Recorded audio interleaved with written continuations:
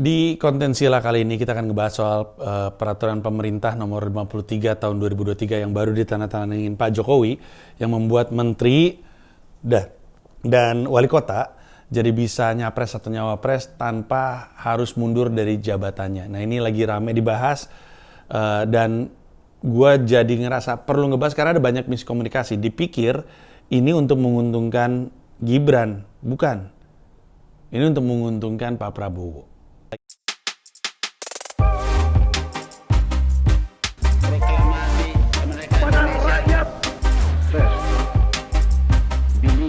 Kalau emang lu bener meninggalkan duduk dialog sama Waktu beritanya naik, memang harus gue akuin media rada nakal. Karena perubahannya itu bukan di konteks wali kota. Wali kota emang udah dari lama, nggak tahu 2010 atau 2018 gitu ya, tapi kayaknya dari 2018 itu memang sudah boleh. Wali kota emang udah boleh nyapres-nyawapres tanpa mundur dari jabatannya. Menteri yang tadinya nggak boleh. Menteri itu kalau mau nyapres atau nyawapres mesti copot jabatan dulu, harus mundur dulu.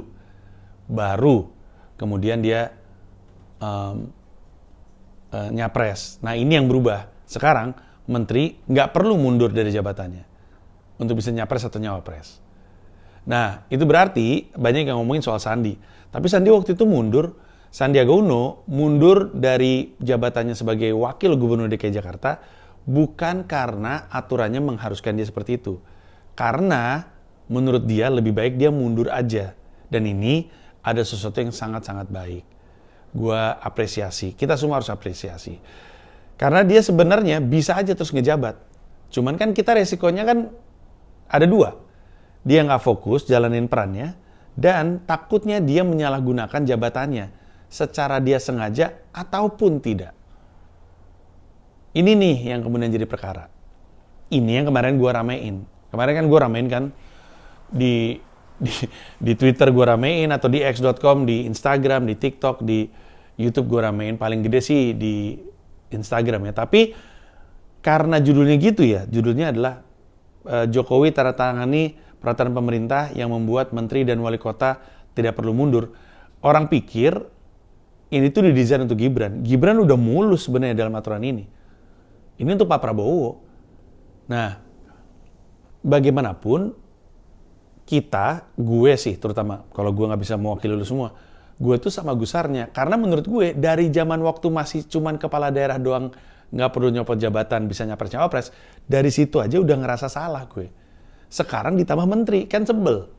Pak Jokowi punya peluang untuk benerin aturannya, malah dibongkar aturannya jadi lebih ngaco gitu.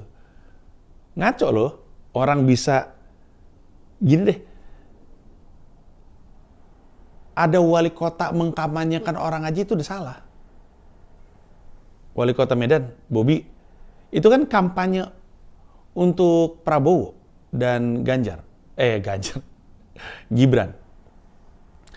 Dia kampanye untuk Prabowo dan Gibran walaupun tidak dalam kapasitasnya dia sebagai wali kota, tapi sebagai bagian dari apa gitu, sebuah organisasi gitu. Tapi kan tadi gue bilang ya, jatuhnya kan antara sengaja atau tidak sengaja, dia bisa menyalahgunakan jabatannya. Nah sekarang gini, kita mulai dari suuzon dulu ya, baru nanti kita husnuzon. Kita dari prasangka buruknya aja. Gimana kalau misalkan Bobi itu mengkampanyekan Prabowo dan Gibran, tapi sengaja pakai organisasi itu untuk menutupi fakta bahwa memang sebenarnya ini wali kota yang lagi kampanye. Dia kan populer di kotanya. Populer sebagai wali kota. Dia tahu itu. Tapi dia bilang, enggak dong. Kan gue lagi nggak jadi wali kota nih. Jadi dia sengaja. Itu kan salah. Dia menyalahgunakan jabatannya dengan sadar. Kalaupun nggak sengaja, dia bilang, enggak kok, gue beneran pengen kampanye, tapi gue beneran nggak pengen sebagai wali kota. Pengennya sebagai, ini bagian dari organisasi ini. Tapi tetap aja, secara tidak langsung, dia tidak sengaja bahkan, dia menyalahgunakan jabatannya. Karena orang pada akhirnya taunya wali kota gue mah nggak tahu. Kalau boleh jujur, kayaknya 90% rakyat Indonesia tuh nggak tahu kalau si Bobi ini adalah bagian dari organisasi tersebut, nggak ada yang tahu. Taunya wali kota aja. Jadi kalaupun Bobinya itu sebenarnya jujur, setidaknya dalam hatinya dia tetap secara tidak sengaja menyalahgunakan jabatannya. Itu kampanye. Gimana kalau misalkan nyapres-nyawapres coba? Wali kota nyapres, gimana coba? Nah inilah yang meresahkan sekali. Aduh, makin kesini makin ngaco banget ini. Makanya gue bilang Pak Jokowi ini nge-cancel dirinya sendiri nih. Ini mah ngejelek-jelekin namanya sendiri. Dan bukan peraturan presiden ya, peraturan pemerintah. Jadi mungkin datangnya dari poros lain. Bagaimanapun tetap beliau yang tanda tangan.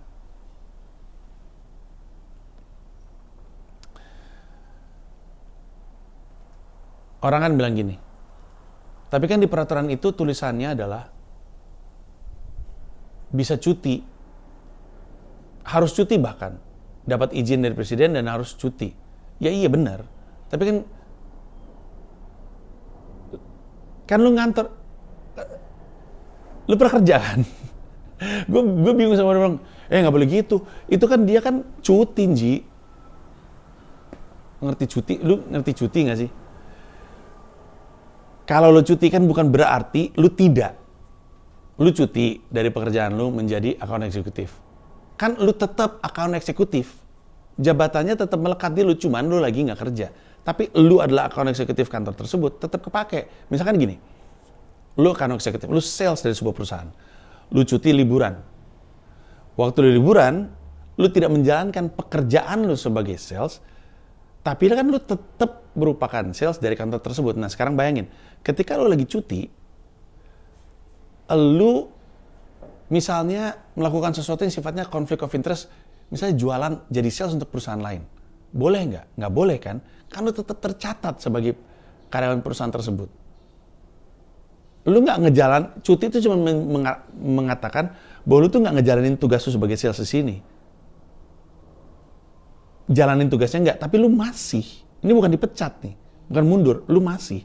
Sehingga ketika lu dalam cutinya melakukan sesuatu, apapun yang lakuin ini tetap akan menyangkut jabatan lu. Entah itu lu jadi sales di kantor lain, atau misalnya ketika lu lagi cuti, lu nonjok karyawan perempuan di kantor lu tersebut deh.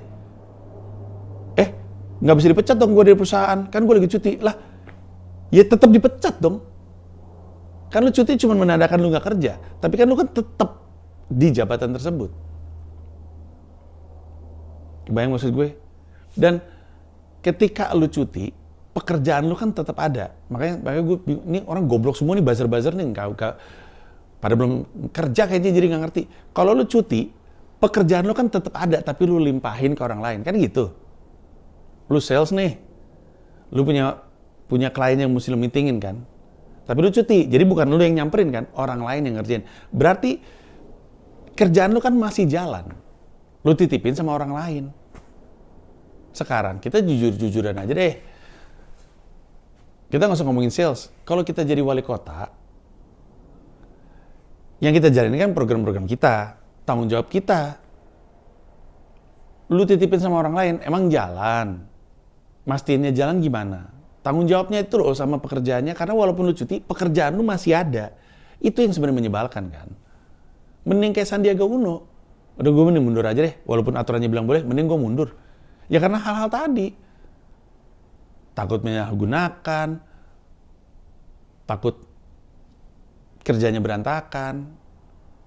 Emang jadi wali kota sebuah kota kayak misalnya Solo itu nggak penting? Ya penting kan. Emang nggak krusial? Ya krusial kan. Ini loh yang bikin, sekarang habis itu menteri jadi boleh. Sebenarnya kan untuk mulusin Pak Prabowo ya. Tapi dampaknya Pak Mahfud. Nah orang tuh banyak berpikir, oh nih biar kalau dia kalah dia bisa ngejabat lagi. Bukan itu.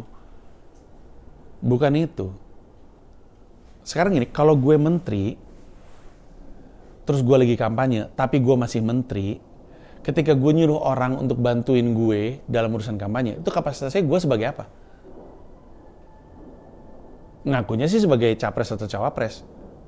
Tapi siapa yang tahu kalau misalkan gue ternyata sebenarnya abuse of power jabatan gue sebagai menteri yang nyuruh, ibarat kata, walaupun enggak ya, ibarat kata nih, menteri bilang, tempelin baligo gue dong, gitu. Yang ngomong Pak Mahfud atau Pak Prabowo, tempelin baligo gue dong di alun-alun. Siapa tuh yang ngomong? Yang capres, cawapres, atau yang menteri? Dia sih ngakunya, loh gue sebagai capres dong. Ya, tapi kan lu menteri juga. Sekarang kalau misalkan gue adalah anak buah lu di kementerian, gue nggak milih lu. Gue milih, misalkan Anies aja yang dua-duanya nggak ada jabatan ya. Gue milih Amin ini. Lu nyuruh gue sebagai apa nih? Sebagai capres. Gue nggak mau. Tapi lu nyuruh sebagai apa? Menteri. Gue anak buah lu. Dan seperti yang kita khawatirkan dan orang lagi banyak ngomongin, banyak sekali kegiatan-kegiatan kampanye yang plat merah. Lu lihat nggak kemarin ada plat merah, masang-masang alat peraga kampanye capres cawapres, rame kemarin. Plat merah, kementerian tuh kayaknya, at least PNS. Dari mana itu? Punya siapa? Siapa yang nyuruh? Yang jalanin itu dengan kesadaran dia lagi bantuin capres cawapres, atau dalam pemahaman bahwa dia lagi bantuin menteri. Ini loh yang sebenarnya yang mengkhawatirkan. Makanya gue tuh, kenapa dibiarin boleh ngejabat? Ya susah lah kalau misalnya menteri yang nyuruh. Seperti yang gue bilang, kalaupun dia cuti, kan dia tetap pada jabatan menteri.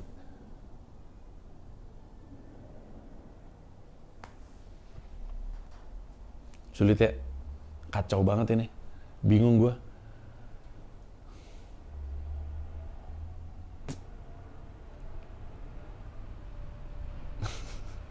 Kesel gue, sorry ya.